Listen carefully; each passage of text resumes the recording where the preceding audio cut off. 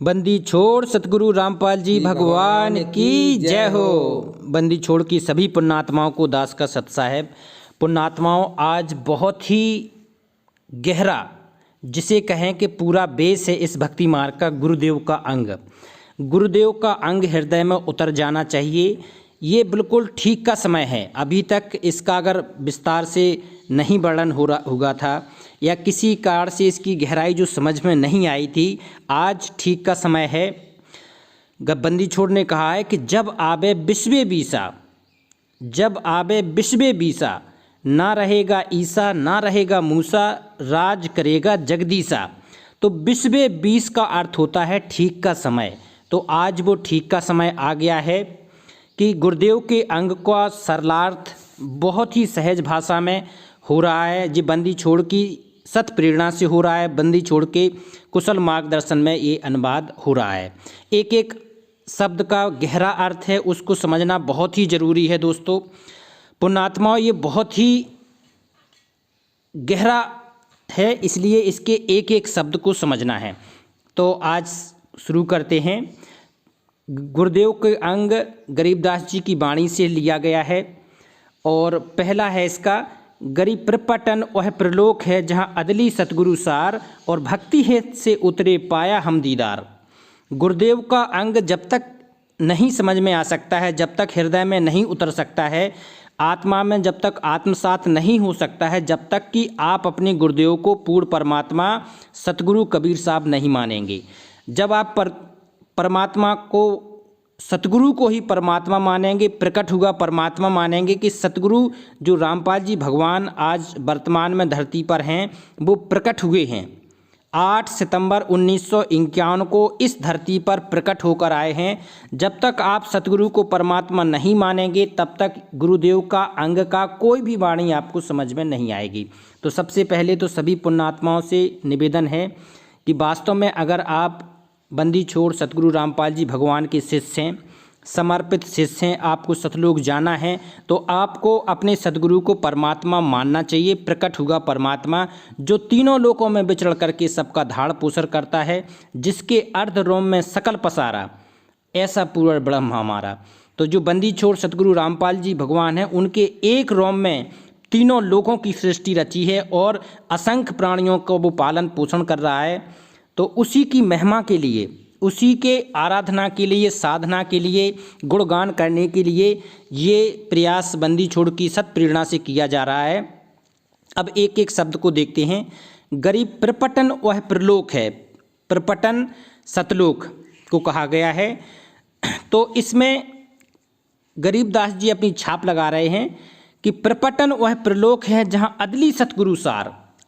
अदली मतलब एक ऐसा लोक है, सतलोक, जहाँ पूर्ण परमात्मा अदली, अदली मतलब न्याय करने वाला सतगुरु विराजमान है।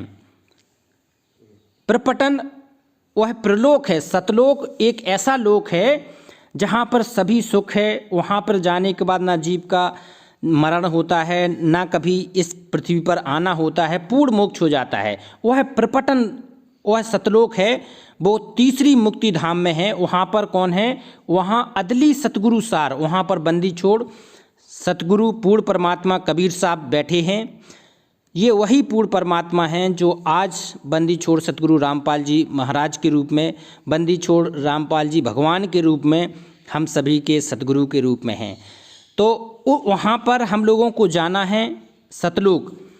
तो वहाँ जाने की जो सतगुरु ने साधना बताई है, उसकी विधि से जाना है। वहाँ अदली सतगुरु सार, अदली मतलब न्यायकारी, वो पूर्ण परमात्मा न्यायकारी है, वो निर्मोही है, वो किसी का संबंधी नहीं है, वो निर्मोही है।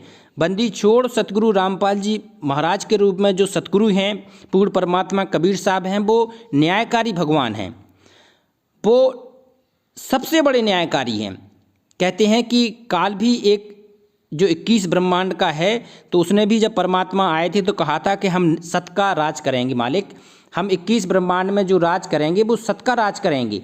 लेकिन उनसे भी जो पूर्ण परमात्मा सतगुरु के रूप में आते हैं, वो सबसे बड़े न्यायकारी हैं।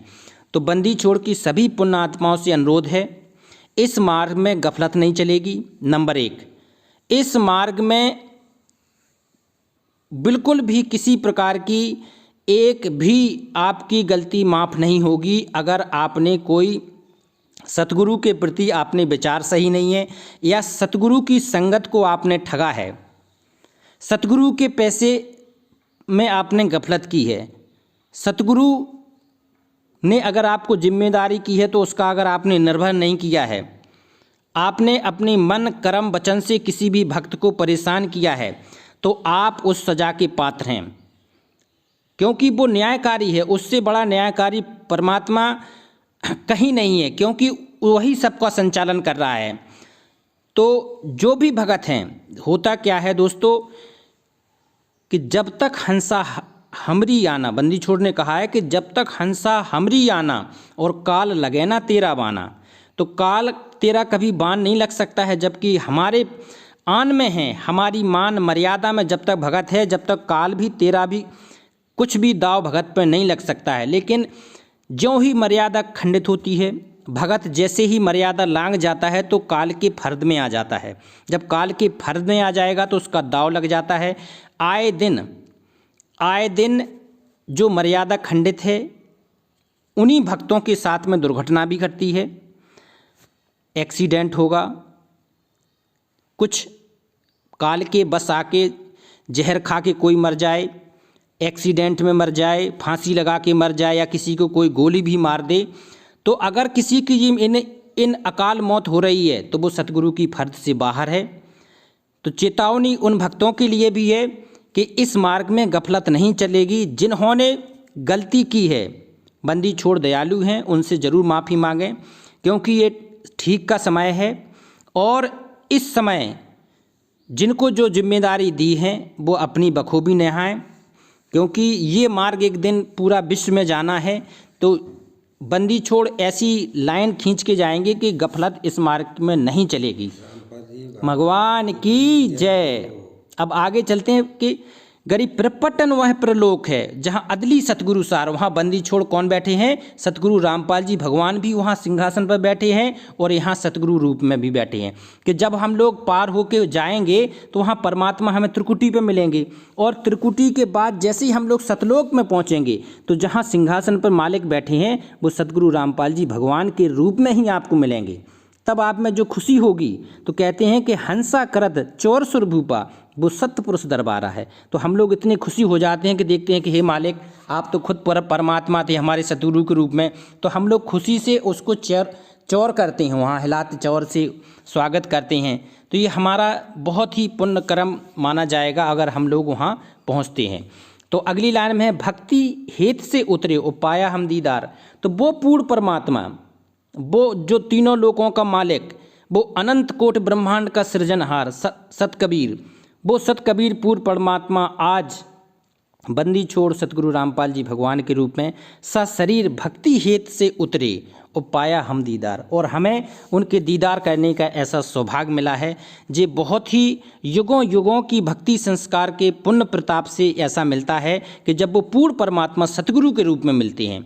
तो जो गुरुदेव का अंग है, जो गरीबदास जी महाराज ने अपने गुरु के समय उस समय के लिए उसको माना था, लेकिन आज जब हम जो नित्य नियम करते हैं, नित्य नियम में प्रतिदिन ये वाणी आएगी, तो हमें ये मानना है कि भक्ति हेत से उतरे और पाया हम दीदार। तो वो पूर्ण परमात्मा हमें भी भक्ति हेत से उतरे, भक्ति देने के लिए और इस काल के जाल से उतारने के लिए वो प्रकट हुए हैं इस पृथ्वी लोक पर। तो भक्ति हेत से उतरे और पाया हम दीदार, और हमें उसके दीदार का ऐसा सौभाग्य मिला है। तो इस अंग में जो प्रथम वाणी है, इस अंग के द्वारा हमें ये स्पष्ट होना जाना चाहिए कि वाणियाँ गरीबदास जी महाराज के उस समय की हैं, 1727 की, लेकिन हमें इनको उतारना कब है? वर्तमान में। हमें ये वाणियों के द्वारा हमें ऐसा आधीनी आ जानी चाहिए कि हे बंदी छोड़ कबीर साहब, हे सतलोक के राजा, हे मालिक, आप भक्ति देने के लिए हमारे लिए आए हैं। तो हे मालिक, हमें आप मिल गए हैं, आपका दीदार हो चुका है, तो मालिक कृपा बनाए रखना, पूरी सद्भक्ति करा के हमें अपने सतलोक ले चलना, क्योंकि युगों युगों से इस काल के जाल में हम लोग फंसे हुए हैं। असंख्यों बार हम लोगों ने लक 84 व्यतीत कर ली हैं, असंख्यों बार हमें मनुष्य जन्म भी मिल गया है, लेकिन हे बंदी छोड़ आप नहीं मिले, इसलिए हम भटक रहे हैं। हे मालिक आपसे प्रार्थना है, आराधना है, आधीनी है, आप अपने दास को यूं ही शरण में रख के पूरी तरह से भक्ति करा के मालिक पार करना। बोलो एक बार जयकारा बोलेंगे। अब जी वाणियाँ का अनुवाद नियमित रूप से चलेगा इसी तरह विस्तार से, कि आपको हर वाणी का गूढ़ और मर्म समझ में आए। पूरी बंदी छोड़ की सत प्रेरणा से ये अनुवाद हो रहा है, तो आप लोग इस एक बार ज़रूर दिखें और एक बार बंदी छोड़ का हृदय से जयकारा लगाएं। पूर्ण परमात्मा बंदी छोड़ सतगुरु रामपाल जी भगवान की जय हो मालिक।